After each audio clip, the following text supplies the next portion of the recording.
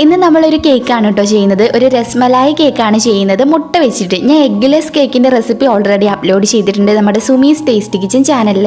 അത് കാണാൻ വേണ്ടിയിട്ട് Sumi's taste kitchen rasmalai cake എന്ന് സെർച്ച് ചെയ്താൽ ആ എഗ്ഗ്ലെസ് കേക്ക് നിങ്ങൾക്ക് കാണാൻ വേണ്ടിയിട്ട് പറ്റും കേട്ടോ. ഇത് വളരെ സിമ്പിളായിട്ട് നമുക്ക് പുറത്തൊക്കെ ചെയ്ത് കൊടുക്കാൻ പറ്റിയിട്ടുള്ള രീതിയിലുള്ള ഒരു കേക്കാണ് ഞാൻ ചെയ്യാൻ പോകുന്നത്. സൂപ്പർ ടേസ്റ്റാണ്. നമ്മൾ ബേക്കറി കടകളിൽ നിന്നൊക്കെ കിട്ടുന്ന ആ ഒരു മെത്തേഡിലൊക്കെയാണ് നമ്മൾ ഈ ഒരു കേക്ക് ചെയ്യുന്നത്. അപ്പോൾ ഇതെങ്ങനെയാണ് റെഡിയാക്കുന്നതെന്ന് നോക്കാം കേട്ടോ. അപ്പോൾ നമ്മുടെ ഗീവ് അവേക്ക് സ്റ്റാർട്ട് ചെയ്തിട്ടുള്ളവരെല്ലാവരും വീഡിയോ ഫുള്ള് കാണണം. താഴെ കമൻറ്റ് മസ്റ്റായിട്ട് ചെയ്യണം കേട്ടോ, അത് മസ്റ്റാണ്. അതുപോലെ തന്നെ ലൈക്ക് ചെയ്യണം, ഷെയർ ചെയ്യണം. അപ്പോൾ എന്തായാലും നമുക്ക് ഈ ഒരു കേക്ക് എങ്ങനെയാണ് റെഡിയാക്കുന്നതെന്ന് നോക്കാം കേട്ടോ.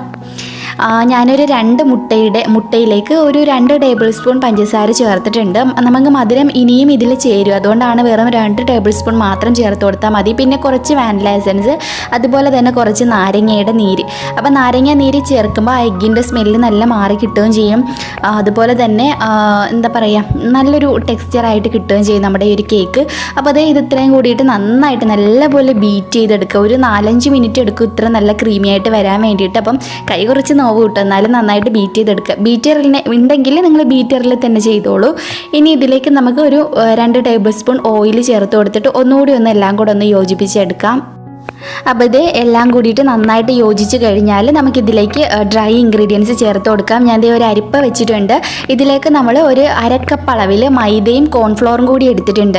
മൈദ മാത്രം വെച്ചും ചെയ്യാം, ഒരു പ്രോബ്ലവും ഇല്ല. ഞാൻ ഒരു 2 ടേബിൾ സ്പൂൺ കോൺഫ്ലോറും ബാക്കി മൈദയും മൊത്തത്തിൽ 1/2 കപ്പാണ് ചേർത്ത് കൊടുത്തിട്ടുള്ളത്. പിന്നെ ഒരു 1/4 ടീസ്പൂൺ ബേക്കിംഗ് പൗഡറും പിന്നെ ഒരു നുള്ള് ഉപ്പുമാണ് ചേർത്തിട്ടുള്ളത്. ഞാൻ സോഡ ചേർക്കുന്നില്ല, കാരണം നമ്മൾ നാരങ്ങാ നീര് ചേർത്തല്ലോ, അതുകൊണ്ട് ഞാൻ സോഡാപ്പൊടി ചേർത്തിട്ടില്ല. അപ്പോൾ ഇത്രയും കൂടി ചേർത്തിട്ട് മെല്ലെ ഒന്ന് മിക്സ് ചെയ്യാം. മിക്സ് ചെയ്ത് മെല്ലെ ഫോൾഡ് ചെയ്യുക കേട്ടോ, ഓവറായിട്ട് മിക്സ് ചെയ്യാതെ ജസ്റ്റ് മെല്ലെ ഒന്ന് ഫോൾഡ് ചെയ്തിട്ട് എടുക്കാം. ഈ ഫോൾഡ് ചെയ്യുന്നതിനോടൊപ്പം തന്നെ 1 ടേബിൾ സ്പൂൺ പാൽ കൂടി ഒന്ന് ചേർത്തിട്ട് ഒന്ന് മിക്സ് ചെയ്തിട്ട് എടുക്കാം. അപ്പോൾ ഇത് കേക്ക് ബാറ്റർ റെഡി ആയിട്ടുണ്ട്. ഇത് നമുക്ക് ഒരു ടിന്നിലേക്ക് ഒഴിച്ചു കൊടുക്കാം കേട്ടോ. ഞാൻ ഗ്രീസ് ചെയ്ത് ബട്ടർ പേപ്പറൊക്കെ ഇട്ട് വെച്ചിരിക്കുന്ന ഒരു ടിന്നാണ്. ഞാൻ നേരത്തെ ഒരു കേക്ക് ചെയ്ത് വെച്ചിട്ടുണ്ടായിരുന്നു. അപ്പോൾ ഇത് രണ്ടും കൂടിയിട്ട് മിക്സാക്കി ഒരു കേക്ക് ആക്കാനാണ് കേട്ടോ ഞാൻ ഉദ്ദേശിക്കുന്നത്. അപ്പോൾ നിങ്ങൾക്ക് കുറച്ചുകൂടെ ഹൈറ്റുള്ള കേക്ക് വേണമെങ്കിൽ ഒരു 3 മുട്ട വെച്ച് ചെയ്യേണ്ടി വരും, എന്നാലേ കുറച്ചുകൂടെ ഹൈറ്റ് കിട്ടത്തുള്ളൂ. അപ്പോൾ ഞാൻ കേക്ക് ബേക്ക് ചെയ്യാൻ വെച്ചിട്ടുണ്ട്. കേക്കൊക്കെ ബേക്ക് ചെയ്യാൻ എല്ലാവർക്കും അറിയാമല്ലോ, സാധാരണ ബേക്ക് ചെയ്യുന്ന പോലെ തന്നെയാണ് കേട്ടോ. അപ്പോൾ ബേക്ക് ചെയ്ത് വെച്ചതിന് ശേഷം നമുക്ക് ഇതിന് വേണ്ടിയിട്ടുള്ള രസ്മലായി ഒന്ന് റെഡിയാക്കിയിട്ട് എടുക്കണം. ഞാൻ അടുപ്പിലോട്ടൊരു പാൻ വെച്ചിട്ടുണ്ട്. ഇതിലേക്ക് ഒരു 2 ടീസ്പൂൺ അളവിൽ നെയ്യാണ് ഞാൻ ഒഴിച്ചു കൊടുക്കുന്നത്.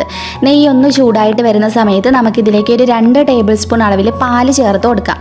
ഇത് രണ്ടും കൂടിയിട്ട് നന്നായിട്ടൊന്ന് ചൂടായിട്ട് വരുന്ന സമയത്ത് ഒരു 3 ടേബിൾ സ്പൂൺ പഞ്ചസാര കൂട്ടിയിട്ട് ചേർത്തിട്ടുണ്ട്.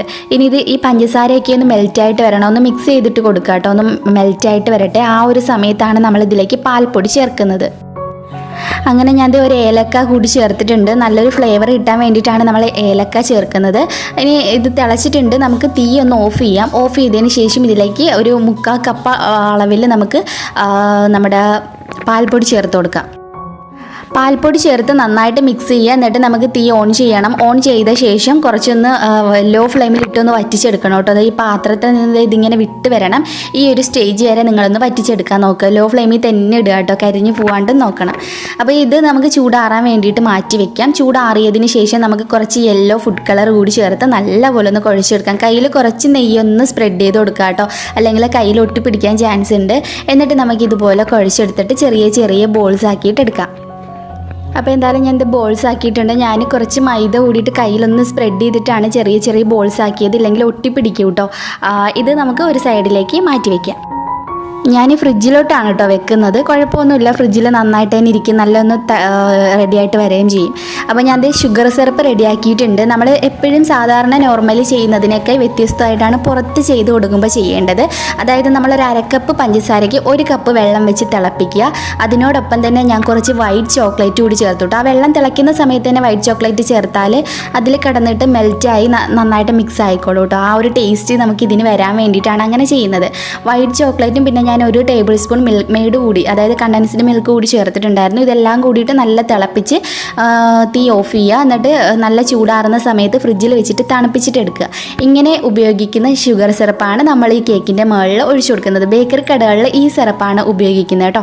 അപ്പോൾ ഞാൻ അത് ഒഴിച്ചു കൊടുത്തതിന് ശേഷം നമ്മുടെ വിപ്പിംഗ് ക്രീം എടുത്തിട്ടുണ്ട്. നമ്മൾ വിപ്പിംഗ് ക്രീമൊക്കെ ബീറ്റ് ചെയ്യാൻ എല്ലാവർക്കും അറിയാമല്ലോ. സാധാരണ നോർമലി ക്രീം ബീറ്റ് ചെയ്യുക, എന്നിട്ട് അതിൽ യെല്ലോ കളർ ചേർത്ത് വീണ്ടും ബീറ്റ് ചെയ്തെടുക്കുക. ഇത് തന്നെയാണ് ക്രീം. അങ്ങനെ റെഡിയാക്കിയിട്ടുള്ള ക്രീമാണ് നമ്മളിതിൽ വെച്ച് കൊടുക്കുന്നത്.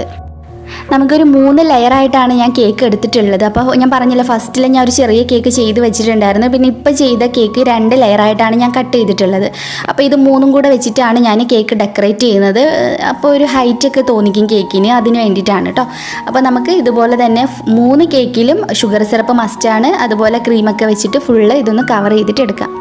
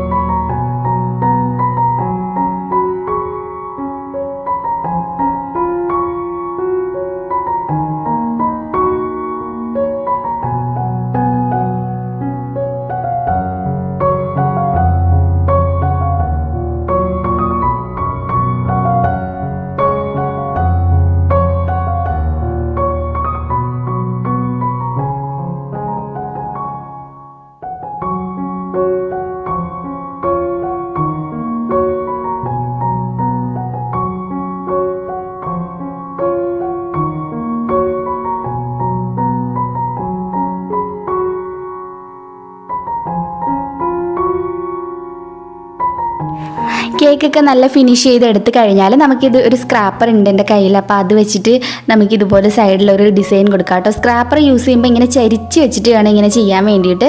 അല്ലാണ്ട് എന്താ പറയുക, നടുക്കായിട്ട് വെക്കരുത് കേട്ടോ. ചരിച്ച് പിടിച്ചിട്ട് ഇതുപോലെ ചെയ്ത് കൊടുക്കുക, എന്നാലും നല്ല ഫിനിഷിങ് ലുക്കായിട്ട് നമുക്ക് കിട്ടത്തുള്ളൂ.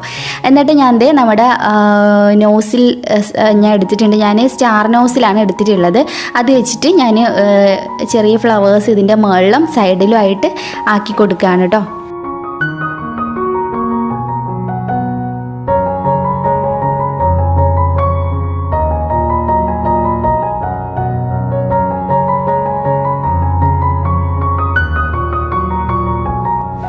അപ്പോൾ എന്തായാലും ആ ഒരു ഡിസൈനൊക്കെ ചെയ്ത് കഴിഞ്ഞിട്ടുണ്ട്. ഇനി നമ്മളുടെ മലായി ഇതിൻ്റെ മുകളിലേക്ക് ഫുള്ളായിട്ട് ഞാൻ വെക്കുന്നുണ്ട്. ഇതിൻ്റെ മുകളിലും അതുപോലെ ഇതിനുള്ളിലും ഒക്കെ നമ്മൾ മലായി വെച്ച് കൊടുക്കുകയാണ്. പിന്നെ ഈ ഒരു കേക്കിന് മെയിനായിട്ട് ഡെക്കറേറ്റ് ചെയ്യുന്നത് റോസ് വെച്ചിട്ടാണ് കേട്ടോ. റോസും പിസ്തയും വെച്ചാണ് ഈ ഒരു കേക്ക് നോർമലി ഡെക്കറേറ്റ് ചെയ്യുന്നത്. അപ്പോൾ എന്തായാലും ഞാൻ കുറച്ച് റോസ് എടുത്തിട്ടുണ്ട്. റോസും ഇതിൻ്റെ മുകളിലിട്ട് കുറച്ച് പിസ്തായും ഇട്ടൊന്ന് ഡെക്കറേറ്റ് ചെയ്തെടുക്കാം. അപ്പോൾ കണ്ടില്ലേ, നമ്മുടെ അടിപൊളിയായിട്ടുള്ള രസ്മലായി കേക്ക് ഇവിടെ റെഡി ആയിട്ടുണ്ട്. നല്ല അടിപൊളിയാണ്, കാണാനും അടിപൊളിയാണ്, അതുപോലെ തന്നെയാണ് കഴിക്കാൻ വളരെ ടേസ്റ്റിയാണ്. ഈ ഒരു സിറപ്പ് ഒരു പ്രത്യേക സിറപ്പാട്ടോ ഞാൻ അപ്പോൾ നിങ്ങളെ ഉണ്ടാക്കി കാണിച്ചത്. നല്ല ടേസ്റ്റാണ്. അപ്പോൾ എന്തായാലും ഉണ്ടാക്കാൻ പറ്റുന്നവർ തീർച്ചയായിട്ടും ട്രൈ ചെയ്ത് നോക്കിയിട്ട് ഫീഡ്ബാക്ക് അറിയിക്കുക. പിന്നെ വിപ്പിംഗ് ക്രീം നമുക്ക് മിക്സിയിൽ തന്നെ അടിച്ചെടുക്കാൻ വേണ്ടിയിട്ട് പറ്റും. അതുകൊണ്ട് തീർച്ചയായിട്ടും ട്രൈ ചെയ്ത് നോക്കണം. ഞാൻ വീഡിയോ ഒക്കെ ഓൾറെഡി അപ്ലോഡ് ചെയ്തിട്ടുണ്ട്. അപ്പോൾ എന്തായാലും നിങ്ങൾക്ക് ഈ ഒരു വീഡിയോ ഒരുപാട് ഇഷ്ടമായെന്ന് പ്രതീക്ഷിക്കുന്നു. പുതിയൊരു റെസിപ്പി വീഡിയോ ആയിട്ട് നമുക്ക് ഉടനെ തന്നെ കണ്ടുമുട്ടാം. അതുവരേക്കും ബൈ, ടേക്ക് കെയർ.